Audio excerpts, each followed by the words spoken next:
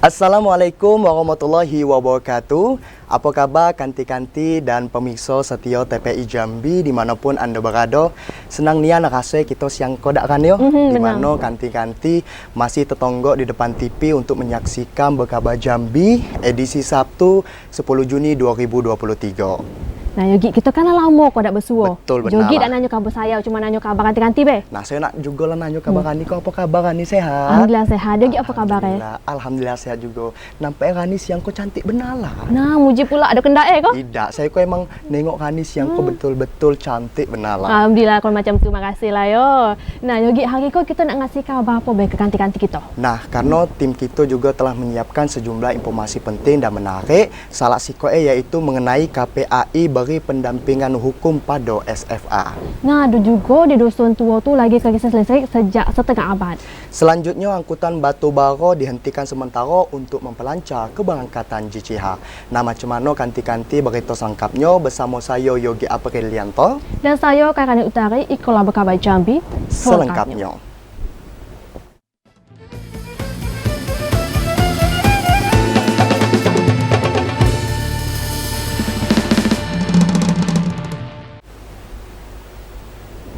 Yogi, viral di media sosial Yogi terkait SMA.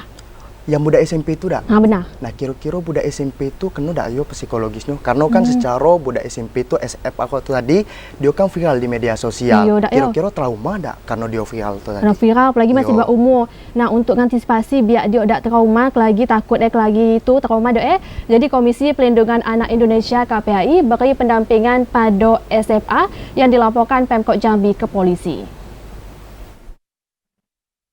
Pemerintah Kota Jambi yang melaporkan anak di bawah umur berdampak panjang. Bahkan Lembaga Negara Komisi Pelindungan Anak Indonesia KPAI turun langsung mendampingi SFA. Meski kasus sekolah selesai di kepolisian, KPAI tetap memberikan pendampingan untuk menjaga psikologi anak biar tidak trauma. Hal itu dikatakan langsung oleh anggota KPAI Kawian Kamis kemarin pas berkunjung ke Dinas Pemberdayaan Perempuan dan Pelindungan Anak Pengendalian Penduduk DP3 AP2 Provinsi Jambi. Selain ke Dinas Pelindungan Anak, KPAI juga berkoordinasi ke Polda Jambi untuk memproses kasus pelecehan seksual secara verbal yang dialami SFA. KPAI minta kasus itu dapat diselesaikan sesuai hukum yang berlaku. Kasus yang pertama adalah SFA sebagai terlapor dan yang kedua SFA sebagai yang melaporkan. Nah, kaitannya dengan SFA sebagai pelapor kami mengharapkan agar aparat hukum memproses proses kasus tersebut, memproseskan tentu sesuai dengan hukum yang berlaku, apa kesalahannya si terlapor itu kan, karena ini adalah pelapor atau korban adalah kan anak. Pendampingan terus dilakukan KPAI hingga kondisi SFA semakin membaik, sehingga kasus itu tidak mengganggu aktivitas sekolah dan bisa belajar dengan baik. Joko, TPI Jambi melaporkan. Nah, Rani, tahu tak hari koko hari apa? Hari Sabtu lah. Nyok macam tu nyok yang saya maksud saya ko hari koko memperingati hari apa lah? Kejap. Tahu tak? Kejap. Saya pikir dulu ya. Fikirlah dulu.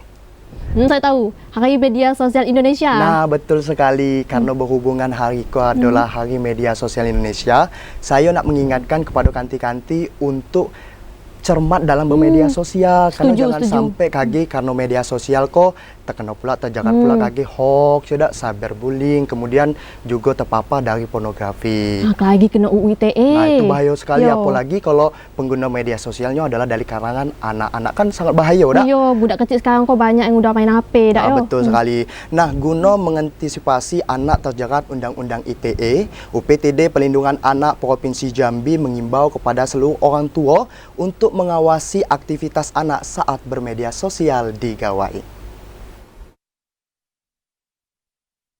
UPTD Pelindungan Anak Provinsi Jambi mengimbau seluruh orang tua untuk mengawasi aktivitas anak pas bermedia sosial di gawai. Pengawasan itu dilakukan guna meminimalisasi penyalahgunaan media sosial yang dikhawatiri anak bisa terjerat Undang-Undang Informasi dan Transaksi Elektronik atau ITE. Kepala Unit Pelaksana Teknis Daerah Pelindungan Perempuan dan Anak Provinsi Jambi, Astin Nopini mengatakan, teknologi informasi di jejaring sosial terus berkembang. Untuk itu pihaknya mengajak seluruh orang tua untuk lebih perhatian dan edukasi saat anak menggunakan gawai. Dengan pemahaman Niko, diharapkan anak bakal lebih dewasa pas bermedia sosial. Sementara itu, menurut Undang-Undang Nomor 19 Tahun 2016 tentang perubahan atas Undang-Undang Nomor 11 Tahun 2008 tentang Informasi dan Transaksi Elektronik atau UU ITE, terdapat beberapa poin yang dapat menjerat pengguna jejaring sosial ke ranah hukum. Beberapa di antaranya menyebarkan video asusila, judi online, pencemaran nama baik, pengancaman dan pemerasan, ujaran kebencian, teror online, meretas akun media sosial orang lain, dan nyebarkan berita bohong. Asya, TVRI Jambi melaporkan. Nah Yogi, saya nak ngajak Yogi sama kanti-kanti ke Kabupaten Kerinci pula. Ada apa tu? Nah di Kabupaten Kerinci tu tanaman cabai milik petani diserang hama ulek. Serang hama iko bikin daun tanaman cabai menguning, layu dan mati. Sejumlah petani di Kayu Aro, Kabupaten Kerinci mengeluhi munculnya hama ulek yang menyerang tanaman cabai. Serangan hama ulek tersebut membuat tanaman cabai milik petani menguning. Bahkan ulek tersebut juga makannya dedaunan cabai sehingga mengganggu pertumbuhan dan mengakibatkan tanaman cabai jadi mati. Seorang petani, Hermiadi, mengatakan pihaknya telah berupaya mengobati tanaman miliknya dengan menggunakan obat pembasmi hama, namun belum buaya hasil yang maksimal. Apabila kondisi itu terus-menerus terjadi, tanaman cabai miliknya bakal merugi lantaran gagal panen. Kalau untuk tanam itu ulat potong sehingga kami itu rugi karena tanaman cabai kami dipotongnya tidak bisa tumbuh. Hermadi juga nyebuti, selain serangan hama ulek terdapat hama jenis keong yang nyerang tanaman sayuran jenis kubis. Hama keong tersebut nyerang dedaunan kubis yang menyebabkan tanaman kubis jadi layu dan mati.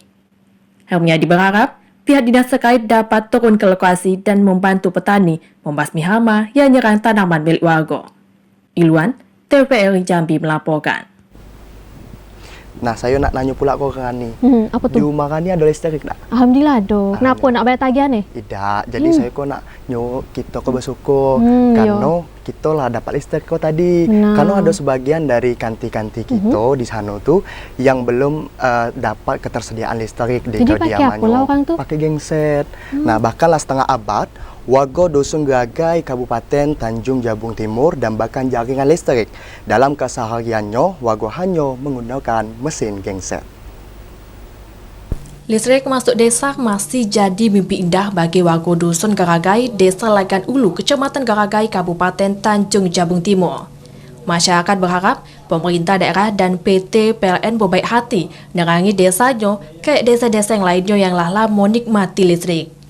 Ketua RT 18 Dusun Geragai, Muhammad Yusuf, mengatakan setiap hari untuk dapat nerangi rumah, warga bergotong royong nyambungi kabel dari rumah ke rumah dengan aliran listrik mesin genset.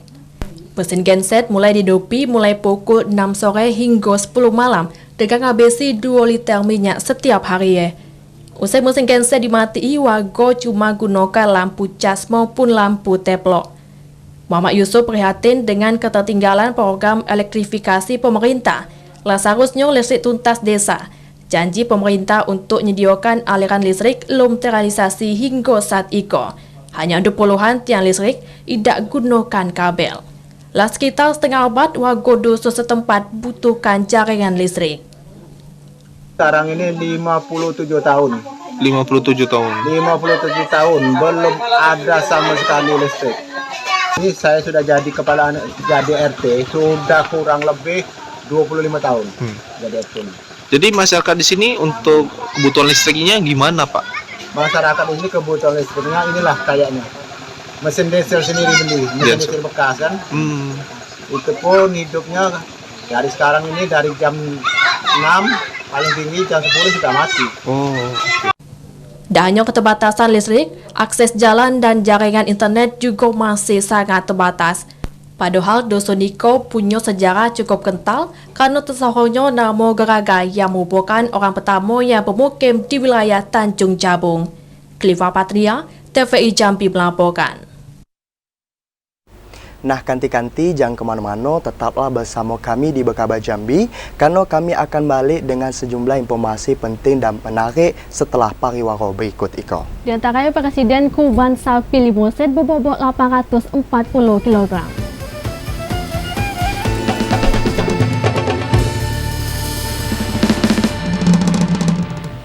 Terima kasih kanti-kanti masih di Bekaba Jambi. Yogi, akhir-akhir kau Yogi masih sen kena macet akibat angkutan batu bara. Saya tak ada lagi kena macet. Kemana lah pergi batu bara tu? Saya tahu jawabannya, tapi kasih tahu tak yo? Kasih tahu lah, yang kanti dewek masa tak nak kasih tahu.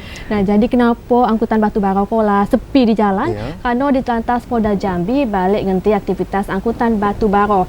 Hal itu bertujuan untuk memperlancar keberangkatan calon jemaah haji. Ditlantas Polda Jambi balik ngeluari kebijakan menghentikan aktivitas angkutan batu bara di Provinsi Jambi. Penghentian niko dimulai pada 7 hingga 12 Juni 2023. Penghentian aktivitas angkutan batu bara niko bertujuan untuk melancarkan keberangkatan jamaah calon haji dari daerah ke asrama haji. Pasalnya, setiap keberangkatan para jamaah kerap dikawal keluarga JCH. Selain itu, penghentian aktivitas angkutan batu bara iko juga biar tidak nyebabi kecelakaan pada angkutan JCH kayak tahun sebelumnya. Untuk melancari proses keberangkatan di Telantas Polda Jambi nyapi sekitar 130 personel. Ratusan personel iko ditugasi ngawal angkutan JCH hingga jalur yang dilintasi para jemaah calon haji. Ari Haryono, TVRI Jambi melaporkan. Nah, kan Niko masih seputar tentang haji kok. Apa Nah, tuh? di mana beberapa jamaah calon haji atau JCH asal Batanghari yang masuk ke dalam kuota tambahan telah mengundurkan diri untuk menunda keberangkatan pada tahun Niko. Persoalan kesehatan menjadi salah sikok pemicu batalnya keberangkatan JCH. Meski belum dapat mesti jadwal keberangkatan pada kuota tambahan JCH tahun 2023, namun dari 12 JCH tambahan asal Batanghari, terdapat 3 di antara yang ngunduri diri alias nunda keberangkatan pada ibadah haji tahun ini. Hal itu diakui Kasih Haji dan Umroh Kemenak Batanghari Helmi. Ketiga JCH yang batali keberangkatan itu dikarenakan adanya persoalan kesehatan atau sedang sakit pada dirinya maupun dari pihak keluarga. Dengan adanya JCH yang batal berangkat, secara otomatis membuat kuota tambahan berkurang dan tersisa 9 orang. Helmi nambahi belum dapat mesti waktu keberangkatan JCH tambahan tersebut, dikarenakan belum dapat jadwal langsung dari pemerintah Provinsi Jambi. Adi Juniawan, TVRI Jambi melaporkan. Nah, Yogi, dengar lagi kita kok nak rayoi Idul Adha. Betul sekali. Yogi kaki nak berkuban tak? InsyaAllah kalau ada rezeki lebih, saya nak berkuban. Kan ini berkuban? InsyaAllah, amin. Saya nak berkuban perasuan, boleh? Manalah boleh. Tak boleh? Namanya juga berkuban hewan, boleh sapi atau kambing. Kalau perasaan manalah balaku. Oh, jadi macam sapi, kambing tu. Ya, betul sekali. Wajarlah yo Presiden Republik Indonesia tu nak berkuban sapi di Provinsi Jambi. Jadi Presiden Republik Indonesia Joko Widodo dipastikan berkuban di Provinsi Jambi. Sapi berbobot 840 kg disiapi untuk masyarakat Provinsi Jambi. Ikulah sapi limusin, hewan kurban yang dipilih Presiden Republik Indonesia Joko Widodo untuk Provinsi Jambi. Sapi besar Iko punya bobot sekitar 840 kg. Hewan kurban Presiden Iko berada di peternakan sapi punya Inka di RT 07 Kelurahan Mayang Mangurai, Kecamatan Alam Barajo, Kota Jambi. Sapi Iko dipilih lantaran memenuhi kriteria bobot yang ditentui Presiden Republik Indonesia. Pengakuan pemilik peternakan Indra dari 3 proposal yang diajui, staf kepresidenan menyetujui sapi limusin tersebut. Selain bobot, kesehatan hewan juga dipastikan baik dan memenuhi syarat. Ini sapi Bapak Presiden, pesanan Bapak Presiden. Ini tahun yang ke-8, ngambil dari yang ke sini. Beratnya 840 kilo berat hidup. Yang direncanakan katanya untuk merangin. Untuk merangin ya. Bobotnya berapa? Bobot hidupnya kurang lebih kemarin sudah ditimbang tuh digital kan 840. 840. Iya, kilogram. Rencananya sapi Iko nak dibawa dan disembelih ke Kota Bangko, Kabupaten Berarin. Saat itu, sapi kurban Presiden Joko Widodo lagi jalani pemeliharaan khusus di peternakan. Ari Haryono, TVRI Jambi melaporkan. Nah, saya juga nak ingatkan ke kanti-kanti semua nih harus berhati-hati dalam memilih dan memilah hewan kurban. Kenapa tu Yogi? Nah, karena kini kok lagi marak nian namanya kasus virus lampi skin disease. Nah, jadi untuk mengantisipasi dari penyebaran virus lampi skin disease iko, menjelang Hari Raya Idul Adha 1444 Hijriah, hewan ternak yang masuk ke wilayah Kabupaten Sarolangun diperketat. Akibat adanya penyebaran virus lampi skin disease yang menyerang hewan ternak jenis sapi milik petani di 7 desa di 4 kecamatan di Kabupaten Sarolangun. Maka dari itu lalu lintas hewan ternak yang masuk ke Kabupaten Sarolangun diperketat guna mengantisipasi meluasnya penyebaran virus tersebut, terutama jelang Hari Raya Idul Adha. Sekretaris Dinas Peternakan dan Perikanan Kabupaten Sarolangun Asnawi mengatakan, untuk melakukan pengawasan lalu lintas pengiriman hewan ternak di wilayah perbatasan antara Provinsi Jambi dengan Provinsi Sumatera Selatan maupun jalur perbatasan antara kabupaten dalam Provinsi Jambi, pihaknya menyiagakan petugas bersama tim dokter hewan. Iko dilakukan guna pemeriksaan hewan ternak, mesti hewan ternak yang masuk bebas dari penyakit mulut dan kuku, serta antras maupun penyakit kulit berbenjol pada hewan atau lampi skin disease. Kita ini memperketat itu lalu lintas ternak ya, dari selatan itu batasan Sumatera Selatan, Jawa Timur Utara. Kita ada tugas sana tuh, setiap ternak yang masuk dari selatan kita harus dicek kesehatan hewannya. Kemudian ada juga dokter hewan, didampingi dokter hewan tugas itu. Nah ini kalau layak itu atau bebas dari penyakit yang diwaspadai tadi, silakan masuk, monggo masuk ke kabupaten kita. Kemudian dari utara dari batas Kabupaten Merangit sama itu ada tugas dan dokter hewan. Dinas Peternakan dan Perikanan Pemkab Sarolangun ngimbau dan mewajibi para penjual maupun pedagang hewan ternak untuk menyertakan kelengkapan dokumen surat keterangan kesehatan hewan dari Dinas Kesehatan asal hewan ternak ketika melakukan transaksi penjualan hewan kurban. Edi Kusnadi, TVRI Jambi melaporkan.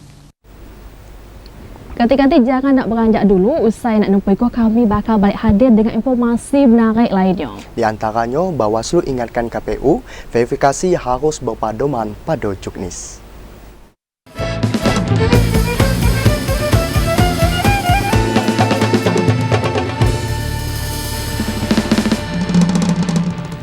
Terima kasih kanti-kanti masih di Bekawai Jambi. Saya nak ngasih kabar terkait pemilu pula Yogi. Jadi kan dengar lagi kita nak pemilu 2024 menjelang pemilu 2024 tu banyaknya tahap-tahapan yang harus dilalui. Salah satu tahapan verifikasi bekas bacalek yang mana saat iko masih terus bergulir. Bawaslu Batanghari akan tetap objektif dalam mengawasi tahapan verifikasi dan ingati pihak penyelenggara pemilu biar teliti dalam verifikasi bekas bacalek sesuai juknis peraturan KPU. Verifikasi bekas becalek saat iko masih terus bergulir hingga 23 Juni mendatang. Selama tahapan iko, Bawaslu Batanghari mengingatkan kepada penyelenggara, yakni KPU setempat untuk lebih teliti melakukan verifikasi bekas becalek.